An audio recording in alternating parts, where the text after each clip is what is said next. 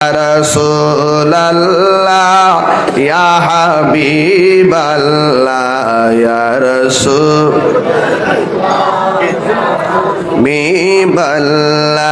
ya Rasulullah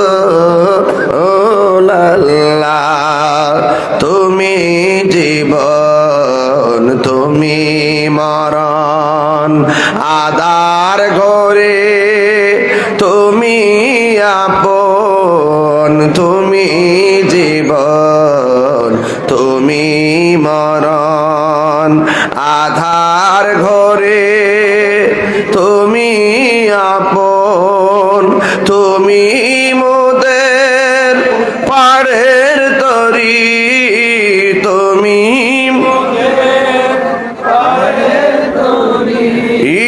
তুমি নিদানে তোরানেওয়ালা ইয়া রাসূলুল্লাহ ইয়া হাবিবাল্লাহ ইয়া রাসূলুল্লাহ ইয়া হাবিবাল্লাহ ইয়া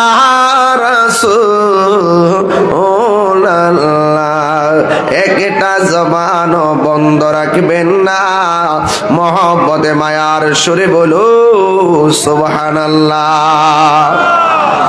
আগমন তোমার হয়েছে মক্কায় হিজরত করিয়া গেলাম মদিনায় মারহাবা ধ্বনি উঠিল আপনি যে পিয়ারা হায়াত নবী সকল ঈদের সেরা ঈদ হলো পবিত্র ঈদে মিলাদুন নবী সুবহানাল্লাহ বলবেন না সবাই বলেন লা ইলাহা ইল্লাল্লাহ জোরে লা ইলাহা হাসবি রব্বি হাসবি রব্বি আমা ফি কলবি গায়রুল্লাহ নূর মুহাম্মদ সাল্লাল্লাহু লা ইলাহা লা ইলাহা ইল্লাল্লাহ মুহাম্মাদুর রাসূলুল্লাহ সাল্লাল্লাহু আলাইহি ওয়াসাল্লাম সকলে বলি আলহামদুলিল্লাহ ইন্তেজামে কমিটি আমার বিষয় দিচ্ছে আমি কি ওয়াজে ঢুকমু ওয়াজে ঢোকার আগে একটা শান গাইতাম নি কথা কন শান গাইতাম নি একটা ইয়া রাসূলুল্লাহ বিবাল্লাহ ইয়া নাম কি কাদের সাহেব জি কাদের আব্দুল কাদের পাইছি আমাদের আমেরিকা প্রবাসী জনাব মোহাম্মদ আব্দুল কাদের সাহেব আমাদের ঈদগার উন্নয়ন কল্পে তিনি দিবেন 1 লক্ষ টাকা জোরে বলেন মারহাবা নারে তাকবীর নারে রিসালাত আহলুস সুন্নাত ওয়াল জামাত এই সবাই হাত তুলেন হাত তুললে ওনার একটা শুভেচ্ছা দেন এই যে এইভাবে দেন নারে তাকবীর আল্লাহ কবুল করুক আমিন কন ইনশাআল্লাহ দেন আলহামদুলিল্লাহ সবাই বলেন ইয়া রাসূলুল্লাহ ইয়া হাবিবাল্লাহ ইয়া রাসূলুল্লাহ ইয়া রাসূলুল্লাহ তুমি জীবন তুমি মরণ আদার ঘরে তুমি আপন তুমি জীবন তুমি মরণ আধার ঘরে তুমি আপন তুমি মোদের পাড়ের তরি তুমি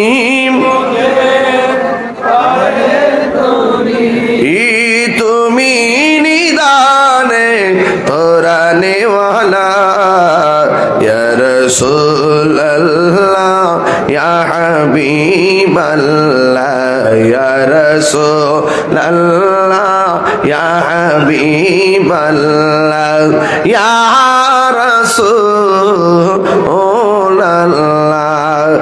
একটা জবান বন্ধ রাখবেন না, মহব্বতে মায়ার সুরে বলো সুবহানাল্লাহ। আমার যুবক ভাইয়েরা, আমার মুরব্বী বাবা, ঈদগার ময়দান বানানো হয়েছে। ঈদগার পাশে একটা মসজিদ আছে না নাই? এই মসজিদে আজান হয় কি হয় না? আজানের ফাঁকে আর একটা এলান হয়, একটি সুখ সংবাদ। কথা কোন ঠিক কিনা? এই মসজিদে একটি সুখ সংবাদ পড়া হয়। ও যুবকের দল, না জানি কোন দিন মসজিদে আপনার নামের এলান হয়ে যায়। জন্মের পরে আজান দিল আরেক বেড়াই, মরার পরে নামাজও পড়াইবো আরেক বেড়াই। খালি হাতে আইসো, খালি হাতে যাইবা। দেখবেন ছোট ছোট বাচ্চারা জন্মগ্রহণ করার পরে হাত মুঠ করে রাখে, কিন্তু মরার পরে কি আর মুঠ থাকে না, সইরা দে। তাইলে বোঝা গেল আসছি আল্লাহর নিয়ামত লই আইছি, যাওয়ার সময় কিছুই নিতে পারলাম না দুনিয়ার সম্পদ। কথা কোন ঠিক কিনা? সব চাইতে বড় নিয়ামত হলো আল্লাহ আমরারে মুসলমানের ঘরে জন্ম দিয়েছে। এই জন্য আমরা গর্ব করে বলতে পারি আমরা মুসলমান। এই মসজিদের ভিতরে একটি সুখ সংবাদ বলেছে বলেছে বলেছে, আর শোনার পরে আমরা জীবিত যারা আছি পড়েছি ইন্না লিল্লাহি ওয়া ইন্না ইলাইহি রাজিউন। ও আল্লাহ, তুমি আমরারে বানাইছো, তোমার দিকে আমরা ফিরে যাব। কোটিপতি যেই মাটির ঘরে শুইবে, রাস্তার একটা রিক্সাওয়ালা সেই মাটির ঘরে শুইবে। এ আমার বাবা, বুড়া মানুষের আগে জোয়ান মারা যায়, দাদার আগে নাতি মারা যায়, এমন ইতিহাস লন্তির জমিনে আছে না নাই? এই জন্য আমার যুবক ভাইয়েরা অনুরোধ করে বইলা যায়, আমাদের একদিন দুনিয়া ছেড়ে চলে যেতে হবে। এমন কোন দিন নাই ফেসবুকের পাতায় মৃত্যুর সংবাদের বার্তা পাই না। না জানি কোন দিন আমাদের মৃত্যুর বার্তা ফেসবুকে ভাসতে থাকে। এ বন্ধুরে, নিঃশ্বাসের কোনো বিশ্বাস নাই। আল্লাহ রাব্বুল আলামিন কোরআনে বলেছেন, ওয়ামা তাদরি নাফসুম বিআইয়ি আরদিন তামুত।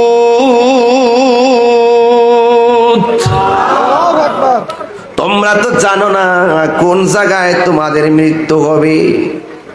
যেই কোনো মুহূর্তে আজরাইলের লন্তি চিনেনি। কথা কনা দেখছেন নি আজরাইল রে? মা না দেখে কোন চিনে? সে যে নামে আজরাইল, কইতাম নি বাজান, মরণ সামনে আসেনি। কোন কোন সে যে নামে আজরাইল, সঠিক সময় লুন্তি তোমার ঘরে হইব দাখিল। কত কাকুতি মিনতি করবা তুমি, রেহাই পাবে না। আজরাইলা শিলে কারো কফিয়তে চলবে না রে মানুষ, কফিয়তে চলবে না। হইব দাখিল, কত কাকুতি মিনতি করবা তুমি, রেহাই পাবে না। আজরাইলা শিলে কারো কফিয়ত চলবে না, একটা জবান বন্ধ রাখবেন না, মহব্বতে মায়ার সুরে বলো আল্লাহু আকবার।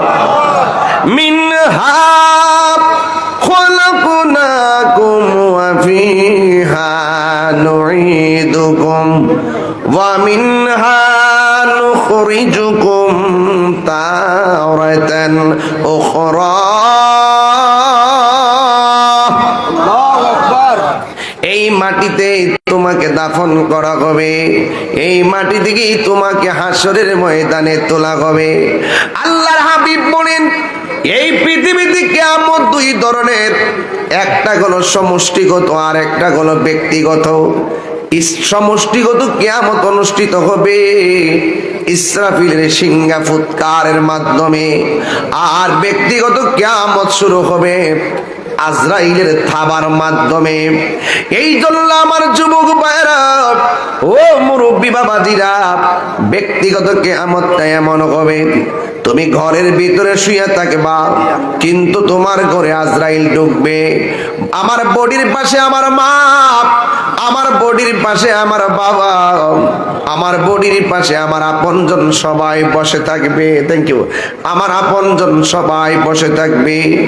আমি মারা গেলে আমার সম্পদের ভাগ আমার সন্তান নিবে, আমার সম্পত্তির ভাগ আমার স্ত্রী নিবে, কিন্তু আমার কবরের আযাবের ভাগ আমার সন্তান নিবে না।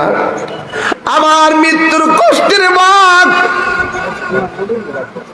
আমার মৃত্যুর কষ্টের ভাগ আমার আপনজনরা নিবে না।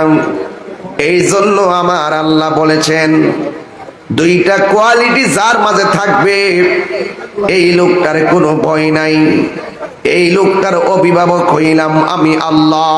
জোরে জোরে কে সুবহানাল্লাহ বলা যাবে না?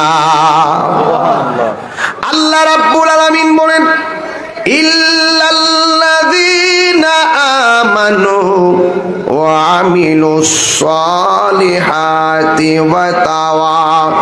ওয়া তাওয়াসাউ বিল হাক্কি ওয়া তাওয়াসাউ বিস সাবর।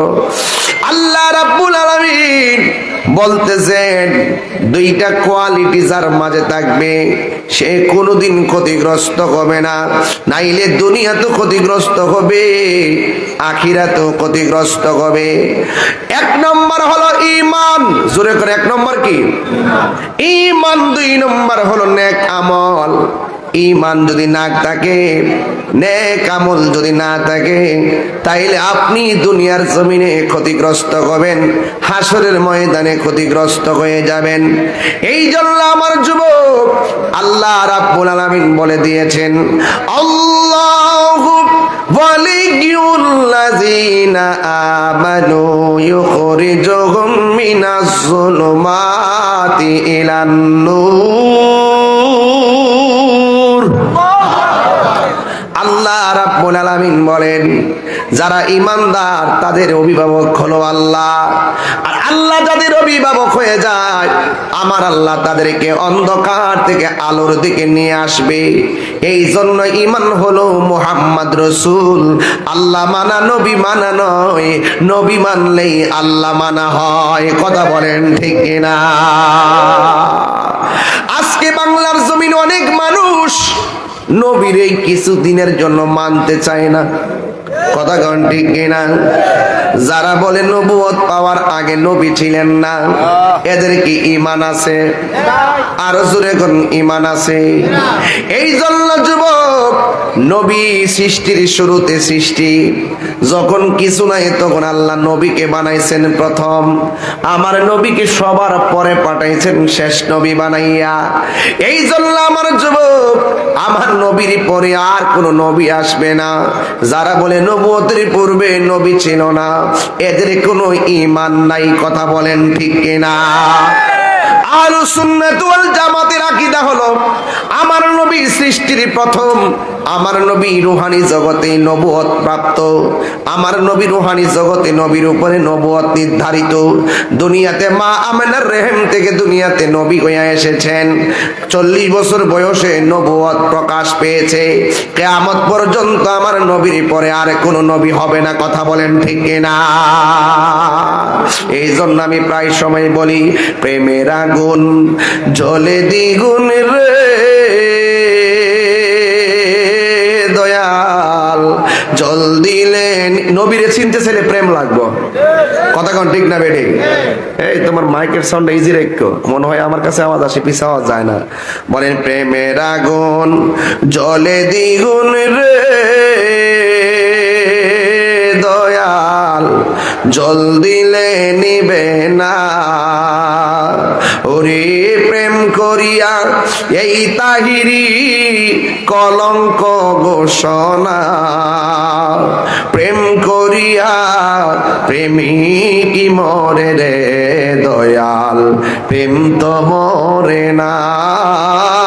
প্রেম করিয়া প্রেমিক মরে রে দয়াল, প্রেম তো মরে না। এই প্রেম হাসাই প্রেম কাদাই রে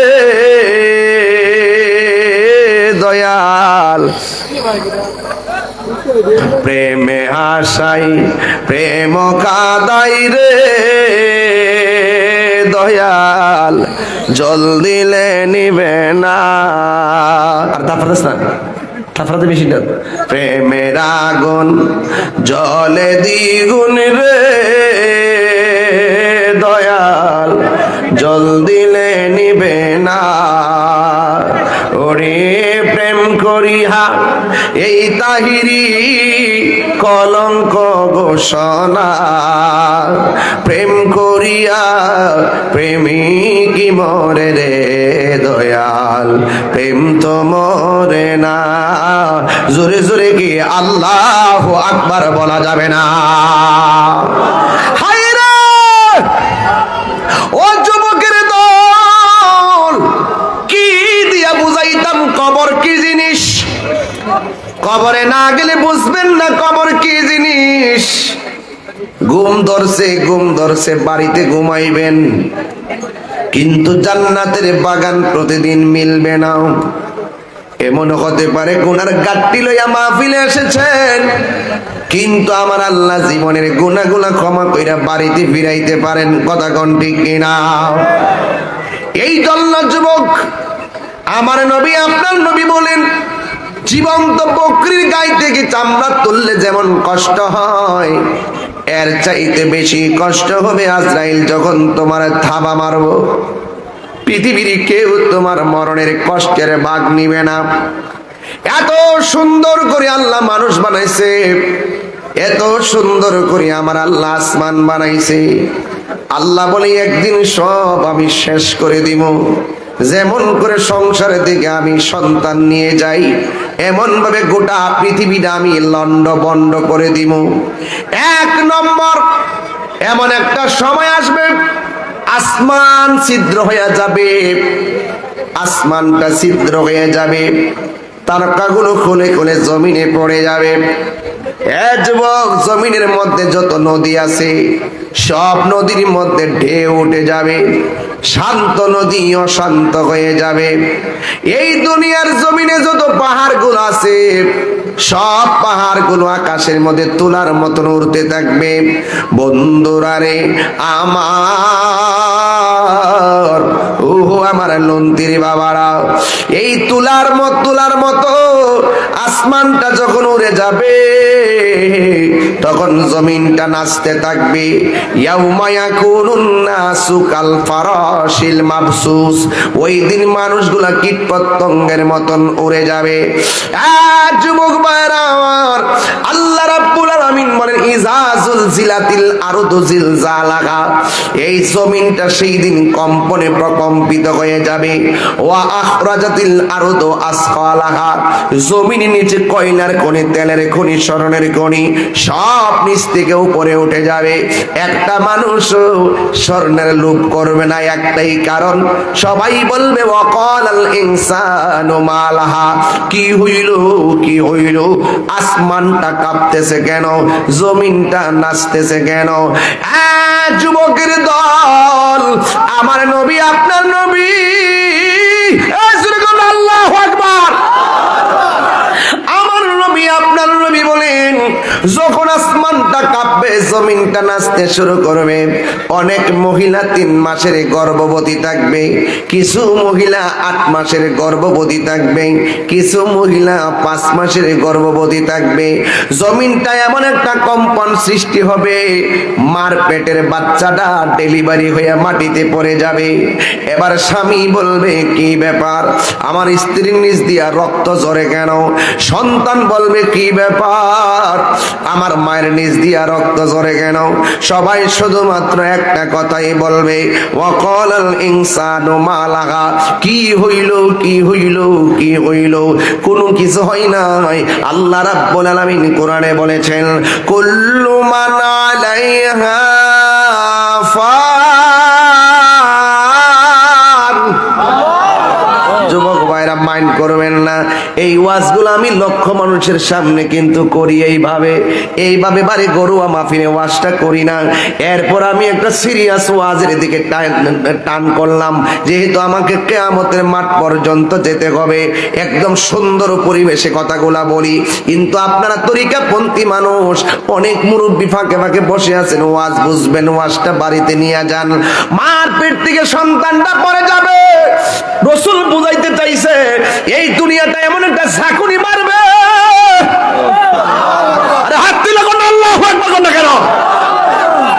আরে একটু ভূমিকম্প আসলে মানুষ ঘর থেকে বের হয়ে যায়, সেই দিন এমন একটা ভূমিকম্প মারবে, এমন একটা নাড়া মারবে, মার পেট থেকে সন্তানটা ডেলিভারি হয়ে যাবে।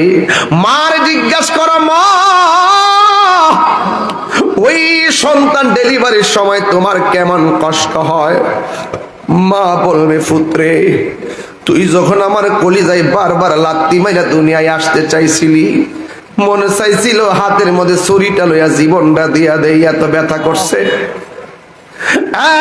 যুবক, মার পেট থেকে আপনি দুনিয়ায় এসেছেন, মারে লাইতাইয়া বেহুশ বানাইয়া ফেলাইছি। লুন্তি মাহফিলে ওয়াজ শুননা কোনো লাভ নাই, তাহিরি বয়ান শুননা কোনো লাভ নাই। যদি আপনার মারে কষ্ট দেন, বাপের কষ্ট দেন, পায়ে দুইটা বইলা দিয়া যায়, কিয়ামতের ময়দান সামনে, একদিন আপনার নিজের ব্যক্তিগত কিয়ামত শুরু হবে। সেই দিন পৃথিবীর কেউ আপনার পাশে দাঁড়াবে না। ও বন্ধু, খবরদার, একটা কথা বলি শুনেন, জীবনে যদি জিরো থেকে হিরো হতে চান, মায়ের কদমের মধ্যে ঠোঁটটা লাগাইয়া চুমা দেন। মা যখন ওই চুমাটা খাইয়া 2টা হাত আমার আল্লাহর কাছে বাড়াইয়া দিবে, আমার আল্লাহ রাব্বুল আলামিন আপনারে আল্লাহর বান্দা থেকে আমার আল্লাহর বন্ধু বানাইয়া নিবে।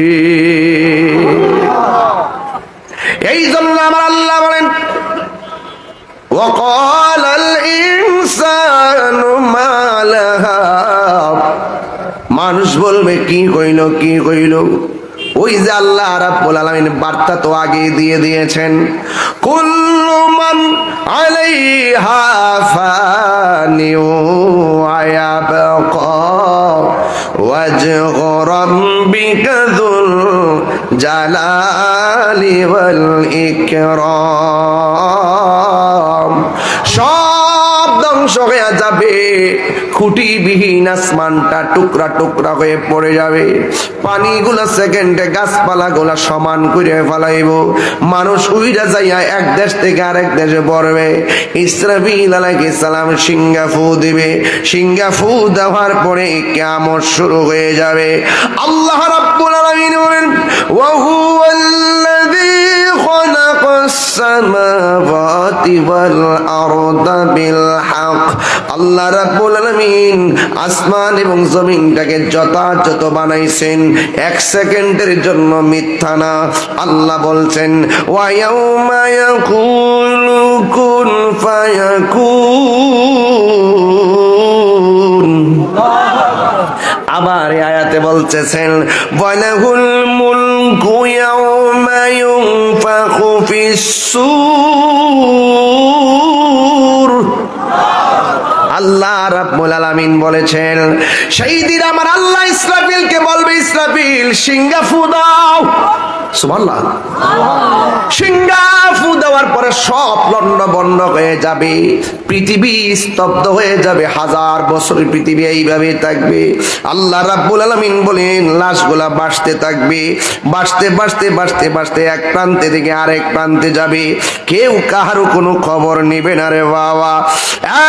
যুবক ভাইরা, আল্লাহ রাব্বুল আলামিন কোরআনে বলে দিয়েছেন আল্লাহু লা ইলাহা ইল্লাহু লা ইয়াজমা'ন্নাকুম ইয়াওমাল ইলা ইয়াউমিল কিয়ামাতি লা রাইবা ফীহি।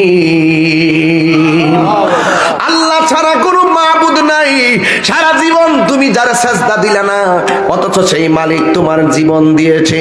সারা জীবন যারে তুমি সাজদা দিলা না, অথচ সেই মালিক তোমার মৃত্যু দিয়েছে। তুমি সারা জীবন যেই মনিবের সাজদা দিলা না, এই মালিক পৃথিবীটা বানাইছে। আল্লাহু আকবার বল না কেন? সারা জীবন যে আল্লাহকে সাজদা দিলা না, ওই আল্লাহই বলবে ইসরাফিল আমার সিংহাটা ফু দিয়া দে। সিংহাটা ফু দিলে পৃথিবীটা লন্ড বন্ড হয়ে যাবে রে। আল্লাহ রাব্বুল আলামিন কোরআনের মধ্যে বলে দিয়েছেন লা ইয়াজমা'ন্নাকুম ইলা ইয়াউমিল কিয়ামাতি লা রাইবা ফীহি। আল্লাহ বলছেন আল্লাহ হলো তিনি যিনি তোমাকে আমাকে একত্রিত করবেন একটা ময়দানে, যেই ময়দানটা সম্পর্কে কোনো সন্দেহ নাই। ওয়ামান আসদাকু মিনাল্লাহি হাদিসা। আল্লাহর চাইতে সত্যবাদী আর কে হতে পারে? এই জন্য যুবক ভাইরা অনুরোধ করে বলে দিয়ে যায়, আল্লাহ রাব্বুল আলামিন কোরআনে বলে দিয়েছেন হাসরের ময়দানে কাফেরদের অবস্থা ভয়াবহ হয়ে যাবে। হাসরের ময়দানে দেখেন আল্লাহ কয় ইয়াউমা তাবিয়াদ্দু বুজুহু ওয়া তাসওয়াদ্দু বুজুহ। হাসরের ময়দানে একত্রিত করা হবে ওয়াত্তাকু ইয়াউমান লা তাজজি নাফসুন আন নাফসিন শাইআ। দেখছেন কত উপর রোয়াজ, ঠান্ডা মাথায় করতে হয়। মনোযোগ আছে আপনাদের? আরে মনোযোগ আছে? আমি আপনার দিকে তাকায় ওয়াজ করতেছি না, ওয়াজ করতেছি এই যে 50টা ক্যামেরা আসছে এখানে, এই যে এতগুলো ক্যামেরা আসছে, এতগুলো ক্যামেরা মোবাইল টোবাইল যে লাগাই রাখছে। লন্তির ওয়াজ আগামীকাল দেশ বিদেশ থেকে মানুষ ঘরে শুয়ে শুয়ে শুনবে। এই জন্য আপনারা যেদিকে মনোযোগী হন, আমাকে মাথা ঠান্ডা রেখে কথা বলতেই হবে। আমি কি বুঝাতে পারতেছি?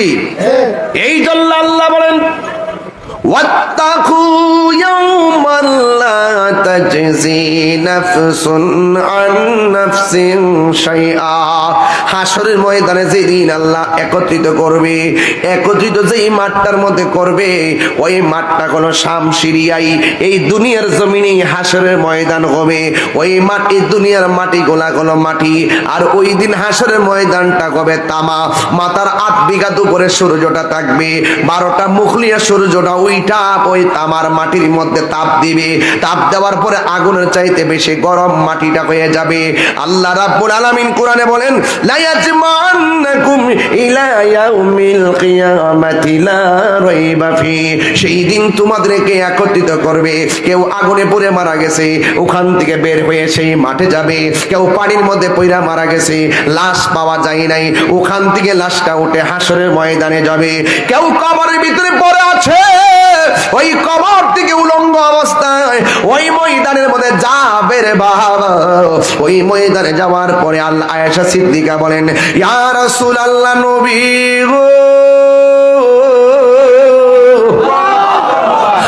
মায়ার নবীজি, আপনি যে বললেন উলঙ্গ অবস্থায় হাসরের ময়দানে যাবে, কিন্তু একজন লজ্জাস্থান আরেকজনে দেখবে, এটা কেমন কথা? আল্লাহর হাবিব ডাক দিয়ে বলে আয়েশা, কবর থেকে উঠবে, কিন্তু কিন্তু মাথার 8 বিঘাত উপরে সূর্য থাকবে, তার গাটটারে বাঁকা করে দেওয়া হবে, উপর দিকে তাকায়া তাকায়া সূর্যের দিকে তাকায়া মাঠে যাবে, একটা সেকেন্ডের জন্য তাকাইবার কোনো সময় পাবে না। ওই কঠিন মুসিবতের মধ্যে নেওয়া হবে। এ বন্ধুরি, ও যুবকের দল, ওই ময়দানে যাওয়ার পরে আমার আল্লাহ বলেন ওয়াত্তাকু ইয়াউমান লা তাজজি নাফসুন আন নাফসিন শাইআ, ওই দিনটাকে তোমরা ভয় করো, যেই দিন কাহার পক্ষ থেকে কেউ কোনো উপকার নেওয়া হবে না, কারো কাছ থেকে কোনো বিনিময় নেওয়া হবে না, এবং কাউকে সাহায্য করা হবে না। ওয়ালা হুম ইউনসারুন, এবং কাউকে সাহায্য করা হবে না। ওই কঠিন মুসিবতে মানুষের জবানের ভিতরে একটা স্লোগান থাকবে, নাফসি নাফসি নাফসি নাফসি বলে কাঁদবে। ওই কঠিন মুসিবতে কেউ গিরা পানিতে সাঁতার কাটবে, আল্লাহু আকবার কথা কি লাগে, কেউ গিরা পানিতে সাঁতার কাটবো, কেউ হাঁটু পানিতে সাঁতার কাটবে, কেউ কোমর পানিতে সাঁতার কাটবে, কিন্তু কেউ কাউকে বাঁচাইতে পারবে না, কেউ কাউকে কোনো সহযোগিতা করতে পারবে না।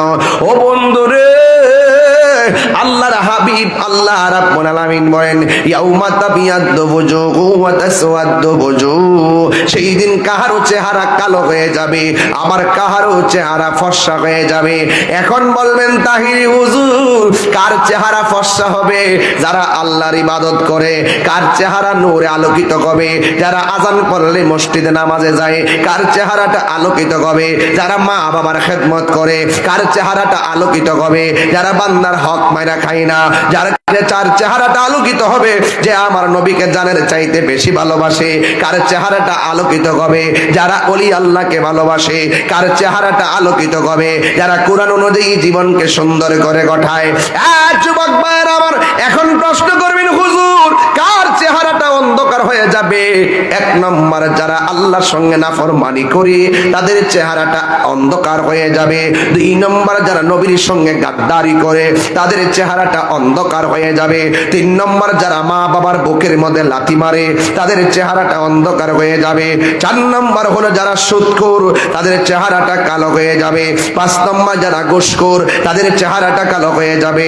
ছয় নম্বর, যারা বান্দার হক মাইরা খায়। আসেনি কথা কোন? আসেনি?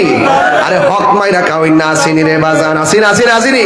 যারা বান্দার হক মাইরা খায়, আল্লাহ রাব্বুল আলামিন হাবিব বলেন, ও পৃথিবীর মানুষ, আল্লাহ সব কিছু ক্ষমা করে দিবে, কিন্তু তিন শ্রেণীর মানুষের এই গুনাহ ক্ষমা করবে না। এক নম্বর, যারা আল্লাহর সঙ্গে শরীক করে। আরো জোরে গন, আরো জোরে গন। আল্লাহ কি দুইজন না একজন? আরো জোরে গন না, দুইজন না একজন। যারা আল্লাহর সঙ্গে শরীক করে এদের গুনাহ আল্লাহ মাফ করবে না। দুই নম্বর, যারা মা বাবার বুকে লাথি মারে এদের গুনাহ আল্লাহ মাফ করবে না। তিন নম্বর, যারা বান্দার হক মাইরা খায় তাদেরকে আমার আল্লাহ কখনো মাফ করবে না। এই জন্যই তো আমার নবী, আপনার নবী বলেন, কিয়ামতের ময়দানে আমার রাসূল বলেন, কিছু কিছু মানুষ যাদের গায়ের মধ্যে জাহান্নামের শিকল লাগানো হবে, রাসূল ডাক দিয়ে বলবেন, আল্লাহ এরা কারা গো গায়ের মধ্যে শিকল লাগায়া রাখছে? আল্লাহ ডাক দিয়া বলে, বন্ধু, এটা ঠান্ডা কোনো শিকল না, এই শিকলটা জাহান্নামের আগুন দিয়া গরম করা হয়েছে। এই শিকলটা তাদেরকে বেরি লাগাইয়া দেওয়া হয়েছে। কয় কেন?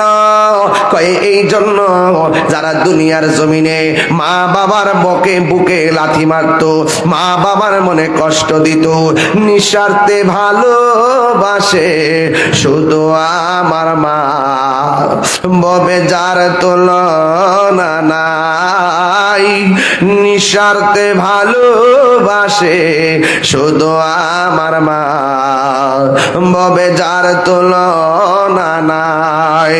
সেই মা তোমার চলে গেলে গো, আল্লাহু আকবার কেন? সেই মা তোমার চলে গেলে সার হইব কান্দন, এই জগতে কেউ হবে না মায়েরই মতো, এই জগতে কেউ হবে না মায়েরই মতো। বাবা গো বাবা, বাবা গো বাবা, বাবা তুমি কেমন আছো ছোট্ট মাটির ঘরে, তোমার কথারি দই মাঝে পড়ছে বারে বারে। বাবা তুমি কেমন আছো ছোট্ট মাটির ঘরে, তোমার কথারি দই মাঝে পড়ছে বারে বারে। বাবা গো বাবা, বাবা গো বাবা, কত আদর কত স্নেহ তোমার কাছে পেলাম, সব কিছু হারিয়ে আজকে নিঃস্ব হয়ে গেলাম। ভালোবাসি তোমায় বাবা, বুকটা যে যায় চিরে, তোমার কথারি দই মাঝে পড়ছে বারে বারে। বাবা গো বাবা, বাবা গো বাবা। জোরে জোরে কি আল্লাহু আকবার বলা যাবে না? তাইলে বুঝা গেল মা বাপরে কষ্ট দিলে হাসরের ময়দানে আযাব আছে না নাই? আল্লাহর হাবিব বলেন হাসরের ময়দানে বেনামাজির হিসাব, হাসরের ময়দানে নামাজের হিসাবটা আগে নেওয়া হবে। এই জন্য যুবক ভাইরা আমার, ওই হিসাবের কাঠগড়ায় দাঁড়াইবার আগে নামাজের দরকার আছে না নাই? ওরে সময় থাকতে রাস্তায় পরে ধরবি যদি তারে, চলো মুর্শিদের দরবারে। মুর্শিদেরই নামটি ধরো, নিজেরই মানুষজন করো, বিসমিল্লাহকে চাপা রাখো হৃৎপিণ্ডের ভিতরে। দুই চোখের পানি দিয়া যাই কি পাওয়া তাহারে, ওর সাথে সাথে মন মহাজন, সাথে সাথে মনু মহাজন, কি না হইতে পারে চল মুর্শিদের দরবারে। মুর্শিদ নামটি পরম দন, করো তুমি তার সাধন, তিন পুরাতর দন্ন হবে এই কোলে সেই কোলে।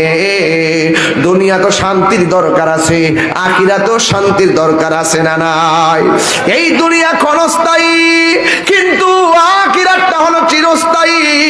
নামাজের হিসাব দেওয়ার আগে নামাজে হয়ে যাও, হাসরের ময়দানে সুদকের অবস্থা সবচাইতে ভয়ঙ্কর হবে। কথা কোন ঠিক কিনা? এই জন্য হারাম খাওয়া যাবে না, ঘুষ খাওয়া যাবে না। এই জন্য আমার নবী, আপনার নবী বলেন হাসরের ময়দানে সব মানুষ নাফসি নাফসি বলে কাঁদবে, একমাত্র 7 প্রকারের মানুষের মাথার উপরে আমার আল্লাহ আরশে আজিমের ছায়া দিয়ে দিবে। কয় প্রকার? 7 শ্রেণীর মানুষের মাথার উপরে। শেষ কথা হলো 7 শ্রেণীর মানুষের মাথার উপরে আরশে আজিমের ছায়া থাকবে। জোরে কোন সুবহানাল্লাহ। 1 নম্বর হলো যারা ন্যায় বিচারক, আর 2 নম্বর হলো আপনারা যে দান করছেন, 1 টাকা দিছেন, 10 টাকা দিছেন, যারা দান করছেন তারা। কথা কোন ঠিক কিনা? তবে যারা হাসরের ময়দানে ওয়াজ করে আমাদের মতো পাগড়ি টাগড়ি লাগায় আয়া কয় হাসরের ময়দানে আমার নবী সুপারিশ করব, দূরের কথা নবীর জান লইয়াই নাকি ঠেলাঠেলি। আর জোরে কোন নাউজুবিল্লাহ। আপনারা জবান খুললে কোন আমার নবী হাসরের মাঠে সুপারিশ করার ক্ষমতা আছে না নাই? এই আওয়াজে মানি না, জোরে কোন আছে না নাই? যারা বলে আমার নবী সুপারিশ করতে পারবে না, তাদের কথা ঠিক আছে। যারা নবীর দুশ্মন, এদের জন্য নবী সুপারিশ করবে না। যারা নবীর দুশ্মন, যারা ঈমান আছে, আমলে ত্রুটি হয়ে গেলেও রাসূল সুপারিশ করব। শাফাআতি লিল কাবাইর মিন উম্মতি। রাসূল বলছেন আমার উম্মতের মধ্যে যারা বড় বড় গুনাহ করে ফেলে তাদের জন্য আমি নবী সুপারিশ করব। তাহলে আমার নবীকে সুপারিশ করার ক্ষমতা দিয়েছেন কে? যারা নবীর শাফাত মানে না তাদের ঈমান নাই, শেষ। তাইলে আজকে থেকে ওয়াদা, মৃত্যুবরণ করতে হবে, কবর দেশে যেতে হবে। কবরে কষ্টের ভাগ কেউ নিবে না, কষ্টের কথা আপনি কাউকে বলতেও পারবেন না। যা কিছু করার দুনিয়া থেকে কইরা যান, কবরে গেলে আপনি সুখী থাকবেন, হাসরে উঠলে আপনি সুখী উঠবেন। তবে কর্মটা নিজেই করতে হবে। জিন্দা থাকলে নিন্দা হবেই, প্রশংসা হবে স্মরণ সবাই। এমন কাজ করে যান মানুষ যেন আপনি মরে যাওয়ার পরেও আপনাকে মনে রাখে। আল্লাহ রাব্বুল আলামিন আমাদের সকলকে বোঝার তৌফিক দান করুন, আমিন। আসেন দাঁড়িয়ে নবীর সালাম দেব ইয়ানা।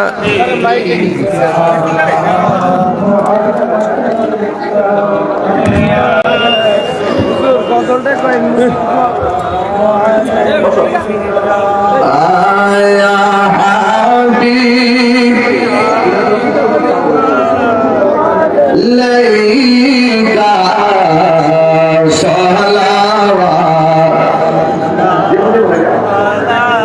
দরদি ও মায়ার নবী